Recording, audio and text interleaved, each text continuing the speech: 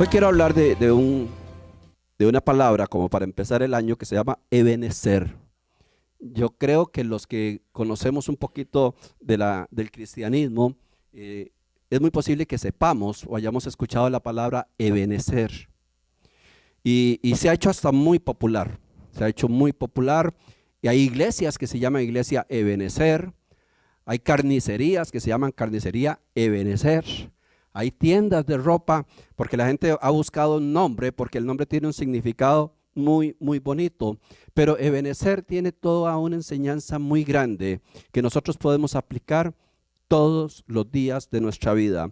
La palabra Ebenecer en sí lo que significa es roca o piedra de ayuda.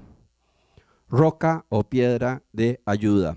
Y se hizo famosa porque Samuel en algún momento, después de una historia que vamos a analizar hoy, proclamó un lugar con el nombre de Ebenecer y puso una roca y dijo: hasta aquí nos ha ayudado el Señor. Por eso le pedí al hermano Juan que nos cantara este canto tan precioso, porque el cristiano debería vivir un día a la vez. Un día a la vez. ¿Por qué? Porque hasta aquí nos ha ayudado el Señor. Mañana ni siquiera sabemos si vamos a amanecer. Mañana ni siquiera sabemos qué traerá el día de mañana. A lo mejor más de uno se acuesta hoy y ya no se despierta. Amén. Bueno, dijeron amén, ¿verdad? Si no se despierta, no me eche las culpas a mí. Hay dos citas en la palabra de Dios donde se habla de Ebenecer en el mismo libro. O sea, Ebenecer es el nombre de un lugar que se le denomina roca de ayuda. Pero hay dos citas bíblicas que nos hablan de Ebenecer. Entonces vamos a hablar de dos Ebeneceres. Entre un Ebenecer y el otro Ebenecer hay 20 años de historia. Pasaron muchas cosas entre esos dos Ebeneceres. Y vamos a ver el primero, que está en Primera de Samuel 4. Por aquel entonces se juntaron los filisteos para luchar contra Israel, por lo cual salieron los israelitas a hacer frente a los filisteos y acamparon junto a Ebenecer. Los filisteos establecieron campamento en Afec, desplegándose para atacar a los israelitas, y al entablarse la lucha, los filisteos vencieron a los israelitas y mataron a 4,000 de sus hombres en el campo de batalla. El primer Ebenecer que nos habla la palabra de Dios es una terrible derrota para el pueblo de Israel. Y podríamos comenzar a ver, aquí hay una contradicción, aquí hay una paradoja. Cómo es que el pueblo de Israel, en un lugar que se llama roca de ayuda, donde está la presencia de Dios, se enfrenta a sus enemigos y son derrotados y masacrados. Ebenecer, la presencia de Dios en un lugar para resolverlo todo. Entonces vámonos a los antecedentes, a ver qué ocasionó que, a pesar que estaban en Ebenecer, fueron derrotados. El sacerdocio en ese tiempo estaba en los peores momentos de la historia de Israel. El sumo sacerdote o el juez de Israel se llamaba Elí. Era un hombre bastante correcto. Era un hombre que había llevado el sacerdocio de una buena manera, pero tenía dos hijos que se llamaban Ofni y Fines. Dependiendo de la Biblia que usted tenga, se lo tilden y dice Ofni y Fines. Pero bueno, yo se lo digo sin el acento, ¿verdad? Ofni y Fines. Ellos eran sacerdotes porque la responsabilidad sacerdotal pasaba del padre a los hijos y a los nietos, y era toda una familia sacerdotal. Pero esos sacerdotes, dice la palabra de Dios, que eran malvados, habían perdido el temor de Dios. Se habían corrompido de tal manera que se habían olvidado de cuál era su función dentro del pueblo de Dios, y se habían olvidado de Dios, de su ira, de su amor, a quien cumplían. Entonces la ira de Dios estaba a punto de ser derramada sobre el pueblo de Israel. Porque cuando la cabeza está mal, el cuerpo está mal. No sé si usted ha visto uno de esos que les falta un tornillo o que tienen un tornillo de más, loquitos, que a veces son fuertes, ¿verdad? Y dice, ¿qué fuerza tiene ese hombre? Y son atletas y corren y se echan fuerzas y las ganan y de todo. Pero a esa persona no le sirve absolutamente para nada su fuerza física porque su cabeza está mal. Entonces terminan siendo personas sin ningún valor, terminan siendo desechados porque la cabeza anda mal.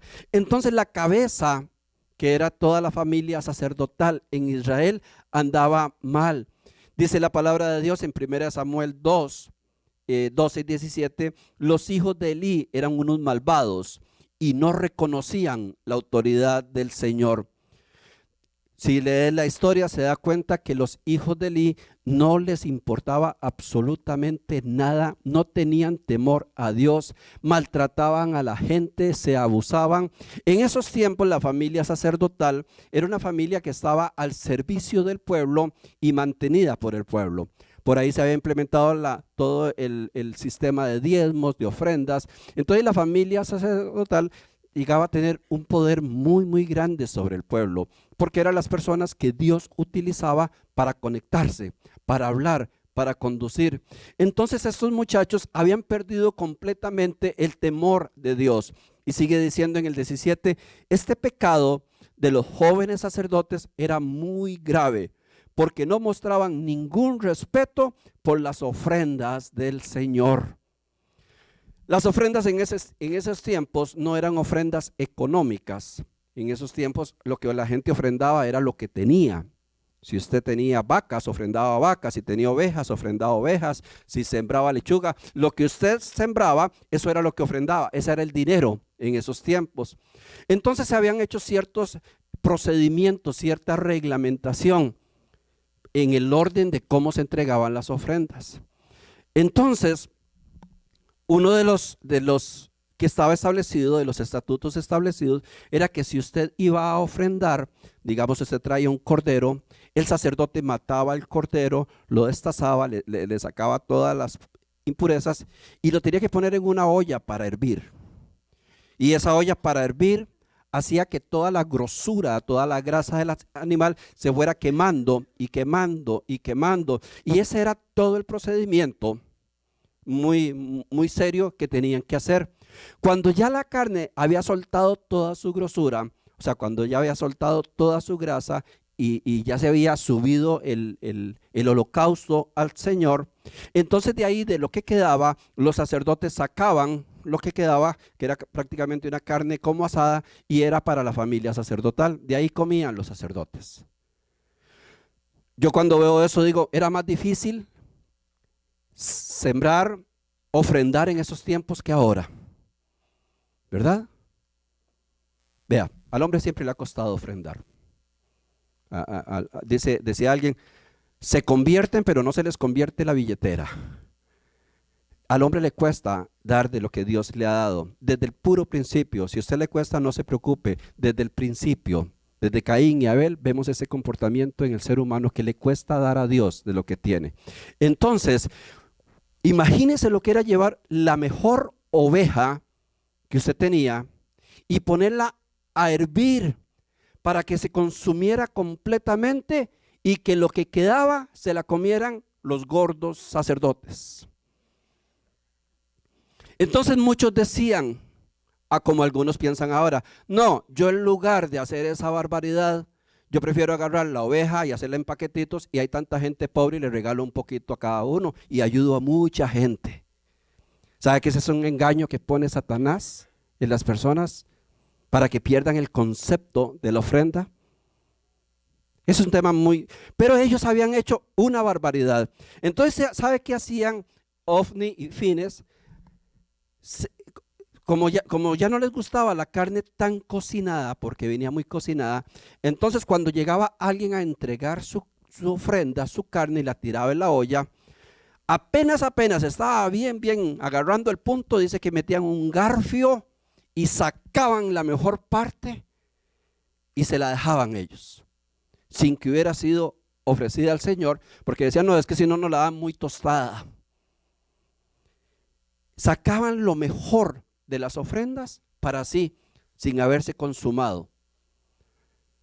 Hoy por hoy, yo creo que vivimos en tiempos bastante parecidos, donde muchos líderes han perdido el temor de Dios. Se ha perdido el temor de Dios. Donde hay iglesias que la cuestión económica se maneja como un negocio.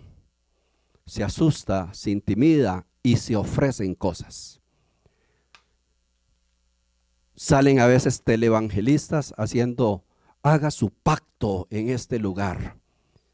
Por $100 queda sana a toda su familia. Abusándose, sacándole dinero a la gente. El tema de las ofrendas y de los diezmos está muy claro en la palabra de Dios y es una obligación del creyente. Es un principio básico del creyente. El que quiera lo hace y el que quiera no lo hace. No hay condenación, pero es un principio de bendición. Pero el robarle al pueblo, el inventar cosas para sacar dinero al pueblo, en cambiar o vender milagros, es que si usted ofrenda acá, se le va a ir la suegra bien largo. ¿Cuántos no ofrendarían por eso? Yo no ofrendé y la tengo bien largo, no le hagan caso. No, yo la extraño. De largo, ¿verdad? Yo la quiero mucho. Pero no, todo eso se graba y mi suegra lo ve. Te quiero mucho, suegra. Editado. Pero ahora se puede comprar todo a través de engañadores, de personas que ofrecen cosas que no son, de personas que intimidan. Hay pastores y he conocido casos, pastores pidiendo constancia de salario a las personas de su iglesia para ver cuánto ganan y decirle, vea, usted gana tanto y no está diezmando. Hay un abuso con respecto a esto. Los tiempos de ese sacerdocio corrompido sin temor a Dios, los tiempos de ese abuso tan grande no son tan diferentes de los tiempos que estamos viviendo. Yo me he quedado con la boca abierta escuchando a teleevangelistas. Nunca más volví a congresos cristianos. Y no digo que todos son malos, pero al último que fui salí con el pelo parado. Y aquí lo único que le faltó fue una pistola para asaltarnos. Porque era una lavada de cerebro para sacar dinero y dinero y dinero. Lo mejor de la grosura se robaban los sacerdotes para sí mismo. ¿Sabe qué hacían Ofni y Fines? Se acostaban, había un grupo de mujeres que cuidaban el tabernáculo 24 horas. Ellos iban en las noches y por el poder que tenían sacerdotal, se acostaban, tenían relaciones sexuales con las mujeres que estaban cuidando. O sea, eran unos depravados. Y aún así ministraban, sin el menor temor de Dios. Yo creo que todos los que estamos acá, incluyéndome, le hemos fallado al Señor grandemente. Y si fuera porque nadie podría pararse aquí al frente. Pero es muy diferente fallarle al Señor que vivir en la consumación del pecado. Cuando alguien diga deliberadamente, yo vivo así. Y esos hombres vivían así y tenían muchos años de vivir de esta manera. La protección del pueblo de Israel se fue quitando poco a poco por la mala conducta, no solo de los sacerdotes, sino de su padre. Y aquí hay un tema muy importante. Porque Elí era un buen hombre. Elí era el padre de estos muchachos. Había tenido un sacerdocio correcto. Y lo que se le incrimina a Elí es lo que se le incrimina ahora a muchos padres. Dice que él sabía todo lo que hacían los hijos, pero nunca se interpuso en medio de ellos. Y cuando cae el juicio sobre él, le dice, porque nunca le estorbaste a tus hijos. Porque estamos hablando de hijos grandes, ya hombres. Y a veces nosotros creemos que porque ya el muchacho está grande, bueno, ya él hace lo que quiera. Y sabe que el padre tiene la obligación perpetua de mínimo estorbarle a los hijos cuando están haciendo cosas malas. Hoy vivimos una época donde más bien los hijos están tomando el control de los hogares, en malacrianzas, en barbaridades, y padres excelentes y buenos quedándose callados para no tener problema con los hijitos. Hay padres que permiten la fornicación, las relaciones sexuales de sus hijas y de sus hijos en su propia casa, sabiendo que el sexo es consagrado exclusivamente para el matrimonio, según la palabra de Dios. Y los padres como si nada, de ahí así es ahora. ¿Y dónde está su hijita? Está acostada con el novio, viendo tele. Viendo el tele seguro por detrás, ¿verdad? Se perdió el estorbo. Nosotros nos podemos enfrentar a muchas cosas y hay momentos para formar los hijos. El carácter de un niño, el carácter en sí, lo que va a ser el niño, se forma del 0 a los 4 años. Es donde usted le establece los mecanismos con el cual él va a trabajar. Después de los 4 años hasta la adolescencia viene una cuestión formativa sobre esos principios, donde hay que estarle recordando los principios, donde hay que castigarlos, donde hay que enderezarlos. Pero después, ya cuando los muchachos son adolescentes, hay que ser fuerte y recto y estorbarle en todo lo que quieran hacer. Que es que mi hijo ya tiene 30 años. Bueno, mientras viva en su casa, es su hijo y se somete a las reglas de su casa. Hijos que traen a sus amigos a fumar marihuana a su casa, delante de los padres. Y el padre me dice, ¿de qué le voy a decir yo si ya tiene 28 años? Le digo, ¿qué le va a decir? Que se vaya para afuera, que su casa se respeta. Ahora vivimos una época donde los padres no queremos tener problemas con los hijos, entonces que hagan lo que sean. Es capaz que llaman al 911 y me llevan la policía capturado. Pues que se lo lleven, pero nunca abandone el rol que Dios le dio como sacerdote de su casa, como padre. Dios no le dijo, Elí, tengo contra ti que tus hijos son malos. Lo que tengo contra ti es que no les estorbaste. Los dejaste hacer lo que les daba la gana. Nunca les dijiste, hasta aquí, se me quitan. No. De vez en cuando les decía, ay, qué muchachos más tremendos estos, ¿verdad? Qué muchachitos. Yo no sé ni qué hacer con él. Cuando Charlie se casó con Jasmine, no recuerdo la edad, fue hace tanto tiempo, ¿verdad? Pero era un hombre y vivía en la casa. Y perdón que lo diga, pero los que nos conocen saben que es cierto. No sé si tenía unos 25 años. Pero a Charlie se le decía, mientras usted vive en esta casa, usted vive bajo las reglas de esta casa. Aunque tenga bigote y más pelo que yo.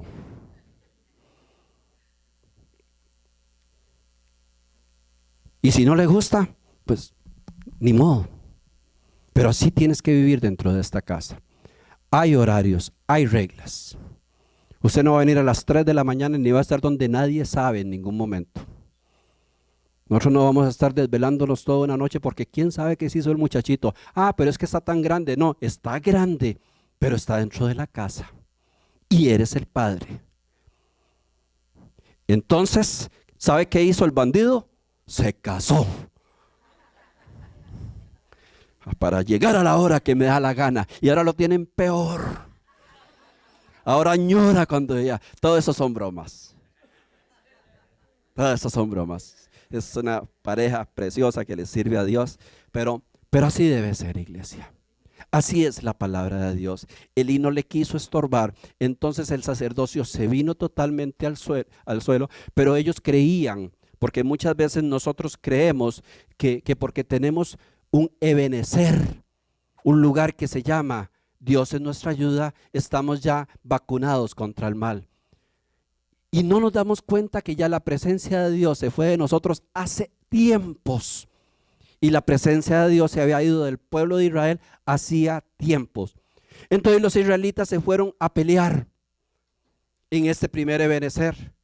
Dijeron, pues somos hijos de Dios, Dios está con nosotros, y se fueron contra los enemigos, contra los filisteos, y fueron derrotados y masacrados, y más de 4,000 hombres murieron en esa batalla. ¿Y sabe qué hicieron? Se vinieron corriendo y dijeron: Señor, ¿qué pasa? Y ya la presencia de Dios no estaba ahí. Tan común ver una persona totalmente alejada del temor y de la relación con Dios, verlo en una crisis y lo primero dice: yo no sé qué pasa, Señor. Y el Señor le puede decir: yo sí sé qué pasa. Es que te quedó el rótulo del Ebenecer, nada más. Pero ya mi presencia hace tiempos se fue de acá. ¿Cuántos no han tenido en su casa una Biblia desde el día que se casaron, sin leerle una sola letra? Como un amuleto. Dice la palabra de Dios que el diablo se sabe la Biblia para atrás y para adelante mejor que cualquiera de nosotros. Y un espíritu inmundo no va a llegar a una casa y decir: ay, tienen una Biblia abierta, no entro. No, se meten. Y qué bonita, y con candelas. La Biblia no es un amuleto. Sé que no se van a molestar, pero nuestros amigos Raúl y Patri, cuando empezaron a estudiar con nosotros un curso, les dijimos: ¿ustedes tienen Biblia? Claro que sí. ¿Y la han leído? Nunca. Claro que no. La llevaron a la casa y hubo que echarle aceite y todo para poder moverle las... A veces creemos que porque tenemos el rótulo de cristianos, el rótulo de evangélicos, porque tenemos una Biblia, porque somos miembros de una iglesia, creemos que la presencia de Dios está con nosotros, y podría ser que no. Y según la Biblia dice que en el juicio final van a llegar millones diciendo: Señor, pero si en tu nombre hasta echábamos fuera demonios, profetizábamos, hablábamos lenguas, hacíamos milagros. Y el Señor les va a decir: apartados de mí, hacedores de maldad. Porque se quedaron con el rótulo de Ebenecer, pero ya la presencia de Dios no estaba con ellos. Entonces cuando llegaron y vieron que los habían derrotado, comenzaron a ver, bueno, ¿qué pudo haber fallado? Y armaron toda una logística. Y dice: bueno, vamos a irnos con la estrategia. En ese tiempo el pueblo de Israel tenía el arca de la alianza, el arca de Dios. Yo creo que todos hemos escuchado hablar. Y si no, explicamos rápidamente. Era un cajón en el cual habían algunos elementos importantes cuando nace el pueblo de Israel, y estaba la vara de Aarón, estaban los 10 mandamientos y había maná del que había caído del cielo, y eso era lo que había únicamente dentro del arca. Pero el arca representaba la presencia de Dios. Entonces el pueblo de Israel, para donde quiera que iba, llevaban el arca y lo establecían, y alrededor de ella hacían un tabernáculo, una tienda enorme. Y ahí estaba la presencia de Dios que los cubría y los guardaba en todo tiempo y en todo momento. Entonces el arca representaba un poder tan grande, pero tan grande, que entonces los mismos sacerdotes dijeron: vamos a pelear otra vez, pero llevémonos el arca.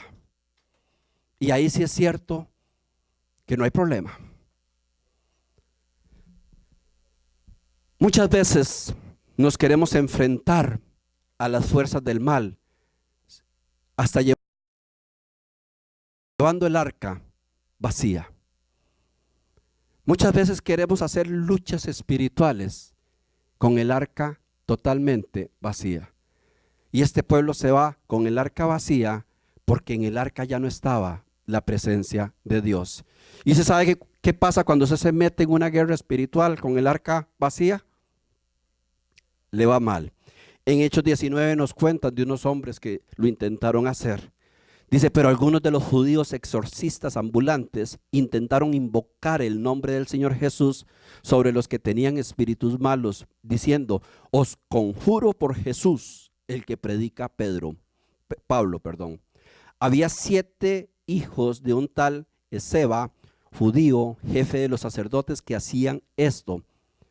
Pero respondiendo el espíritu malo, dijo, a Jesús conozco y sé quién es Pablo, pero vosotros, ¿quiénes sois? Y el hombre en quien estaba el espíritu malo, saltando sobre ellos y dominándolos, pudo más que ellos, de tal manera que huyeron de aquella casa desnudos y heridos. Qué vergüenza, ¿verdad? Qué vergüenza que nos llamen. Usted podría ir a orar por un endemoniado y que el endemoniado lo deja a uno, como dicen en México, encuerado.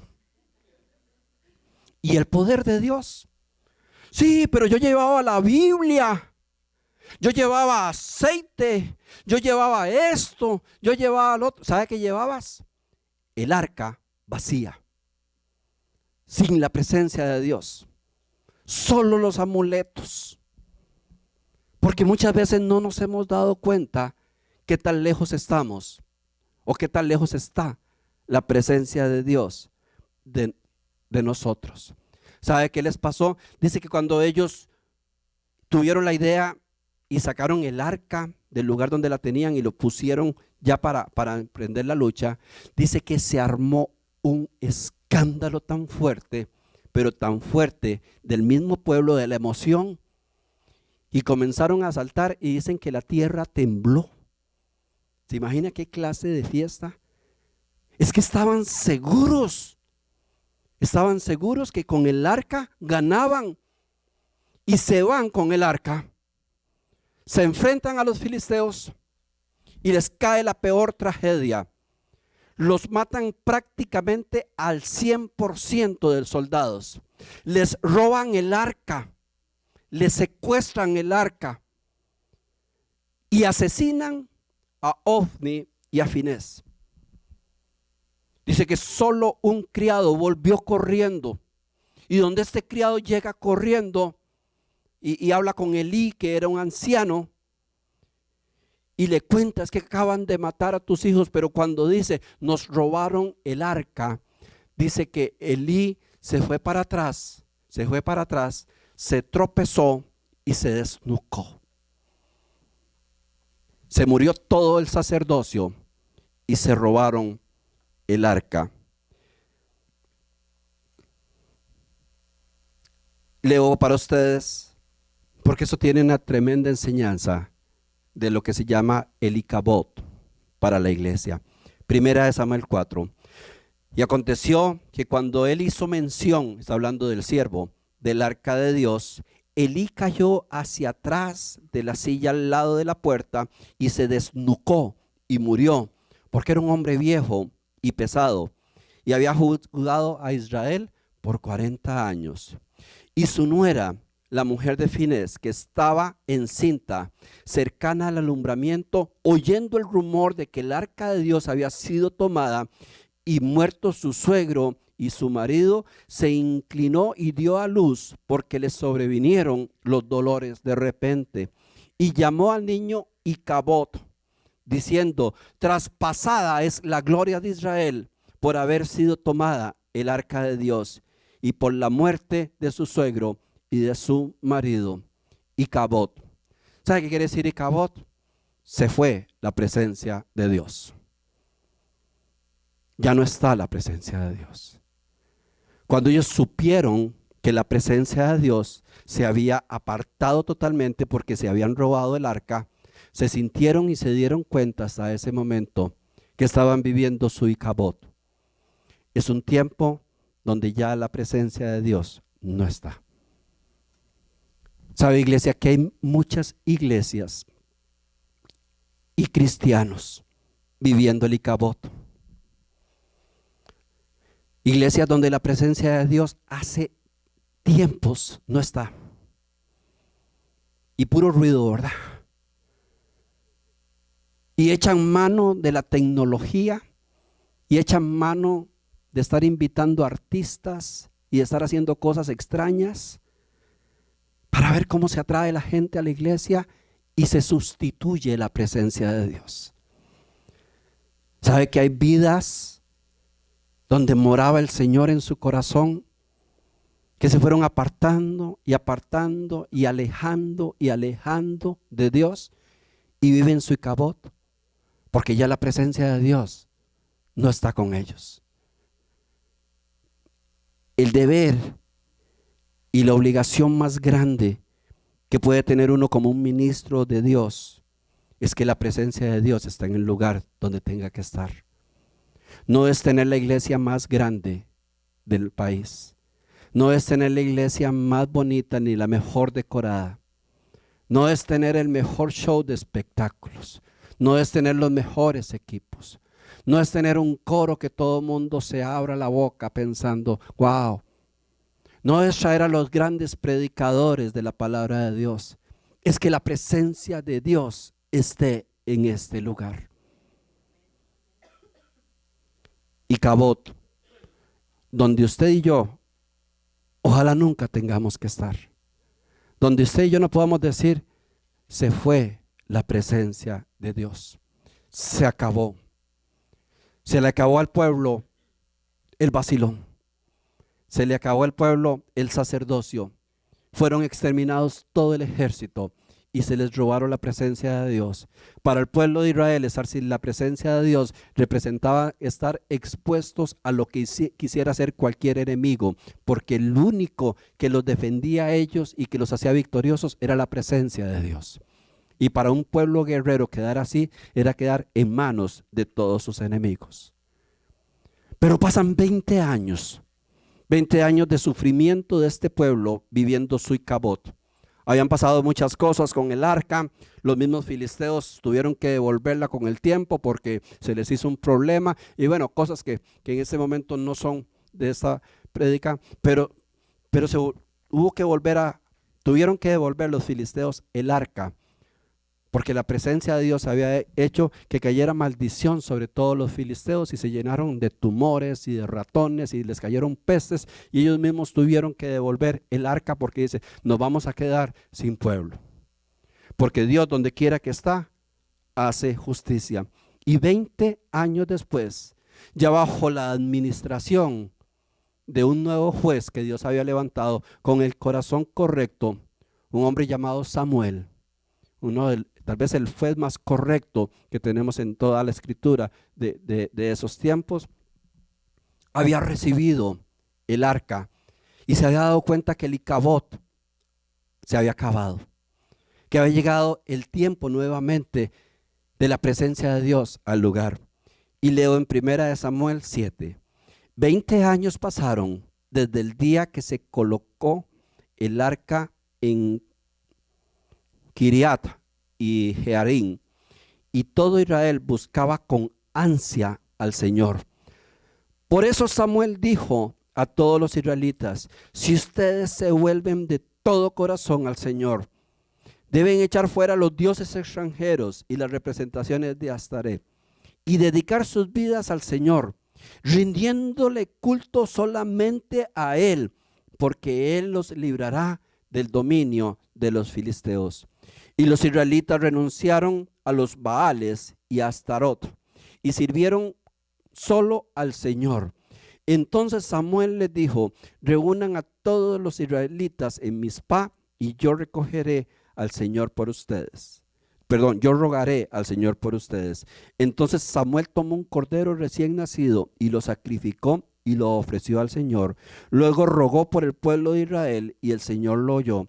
Mientras Samuel estaba ofreciendo el holocausto, llegaron los filisteos para pelear contra los israelitas, pero el Señor lanzó fuertes truenos contra ellos y los atemorizó, y los israelitas los vencieron.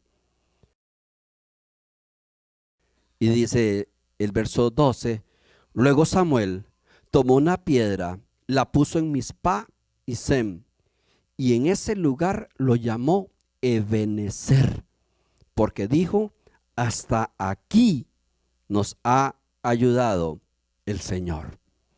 20 años después del primer Ebenezer, que era el rótulo, que era el vacío, que era el Icabod, dice que el pueblo sufrió buscando la presencia de Dios. Iglesia, que no nos toque a nosotros buscar la presencia de Dios solo porque nos está yendo mal. Que no tengamos que buscar la presencia de Dios porque estamos asfixiados y no sabemos qué hacer. Son tantas las personas que buscan de Dios solo por las desgracias que están pasando. Y vienen y Dios tiene misericordia y los levantan y apenas están bien, comienzan a adorar otros dioses. Y entienda, por adorar a otros dioses es poner a Dios a un lado y comenzar a mezclarnos con lo que Dios no quiere que nos mezclemos. ¿Sabe qué es un ídolo? Es cualquier cosa que usted tenga que sustituya la presencia de Dios. Cualquier cosa. Por eso un esposo puede llegar a ser un ídolo. Una esposa puede llegar a ser un ídolo. Un hijo puede ser un ídolo. El carro puede ser un hijo. Puede ser un ídolo. El trabajo puede ser un ídolo. Los vicios pueden ser ídolos. Cualquier cosa que uno ponga de primero en su vida que sustituya la presencia de Dios se convierte en un ídolo. Porque Dios es primero y único, iglesia. Entonces, así como el pueblo renunció y se dio cuenta, necesitamos de Dios. Es el único Dios, el único Señor. Y quitaron todo lo que a Dios no le agradaba y se consagraron a Él. Ok, ahora sí, el Señor peleó las batallas por ellos. Y dice que con truenos. Yo me imagino que qué emocionante debe ser una lucha de esas, porque el pueblo de Israel estaba totalmente desolado. Al pueblo de Israel, recuerde que le habían matado todo el ejército y 20 años después posiblemente lo que tenían eran muchachitos nada más, preparándolos para ser soldados. Habían quedado bajo la desgracia y la opresión y se había ido la bendición de sus vidas. Entonces para los filisteos era tan sencillo decir, vamos a invadir a esos pobrecitos y les quitamos todo lo que tienen. Les robamos lo que han hecho, nos traemos las mejores mujeres y los masacramos. Entonces los filisteos ya estaban acostumbrados a golpear y maltratar a los israelitas. Y los israelitas clamaban a Dios y clamaban a Dios y clamaban a Dios. Hasta que Dios les dijo, ok, si se arrepienten de corazón, si se apartan de sus malos caminos, yo volveré a estar en mi presencia con ustedes. Trajeron el arca, la devolvieron los sacerdotes y la presencia de Dios se instituyó nuevamente en medio de ellos. Vinieron los filisteos y los israelitas ni siquiera tuvieron que enfrentarlos, porque hubo un estruendo tan grande que se atemorizaron. Y cuando, vean, no sé si usted alguna vez ha estado atemorizado. Cuando uno está atemorizado, uno no necesita que le hagan nada, uno mismo se mata. Yo no sé si ha estado bien asustado. Yo sí he estado bien asustado. No sabe uno ni para dónde va, ni qué va a hacer, ni cómo lo va a hacer. Pero uno desea huir nada más. Entonces es presa fácil. Un atemorizado no puede pelear. El Señor levantó bandera. El Señor levantó la bandera y sacó adelante a su pueblo. Les dio la mayor de las victorias porque era un pueblo totalmente indefenso que estaba golpeando a los opresores de toda su historia y los saca adelante. Y viene el profeta y levanta una piedra y recuerda que 20 años atrás había un lugar que se llamaba Ebenezer, pero que se quedó en el rótulo nada más. Y levantando y proclamando la victoria que Dios le había dado, levanta la roca y la pone como un simbolismo y dice, Ebenezer, esta es la roca de ayuda, porque hasta aquí nos ha ayudado el Señor. Iglesia, nosotros estamos empezando un nuevo año y yo sé que posiblemente la mayoría hace un análisis de lo que fue el año pasado, de lo que no logró, o de lo que sufrió. Tal vez alguien podría decir, 2017 fue uno de mis mejores años. Pero a lo mejor otro podría decir, yo no quisiera que el 2017 se vuelva a repetir en mi vida. Fue el año donde perdí todo. Fue el año donde se destruyó mi hogar. Fue el año donde mi economía se hundió. Fue un año terrible. Iglesia, Dios no es un Dios de juicios. Él es un Dios de amor. Y Él lo único que quiere es que nosotros establezcamos el ebenecer en nuestras vidas. El retomar esa presencia de Dios y decir, hasta aquí me ha sostenido el Señor. ¿Y sabes qué vas a decir mañana? Ebenecer. ¿Y qué vas a decir pasado mañana? Ebenecer. Para muchos 2017 fue un año sumamente duro. Pero yo hoy puedo decir ebenecer. Porque Dios fue fiel. Porque hubieron momentos donde yo dije, no sé qué vamos a hacer. Pero Dios nos sostuvo. Porque hubieron momentos en tu vida donde usted dijo, hasta aquí llegué, no me imagino qué va a pasar. Pero Dios te sostuvo. Y por más malo que haya sido el 2017, si usted vuelve a mirar para atrás, hoy puede decir, el Señor nos ha sostenido. No sé ni cómo. Yo pensé que íbamos a perderlo todo y no lo perdimos. Yo creí que íbamos a quedar totalmente destruidos. Yo pensé que hasta de hambre nos íbamos a morir. Yo pensé que yo no terminaba el año, que me iba a meter un balazo antes del 31. Pero hoy puedo volver a ver atrás y decir, hasta aquí nos ha sostenido el Señor. Hasta aquí Él ha sido fiel. Y mañana diremos lo mismo. Y dentro de un mes diremos lo mismo. Porque tenemos uno que nos sostiene. Tenemos uno que nos sostiene.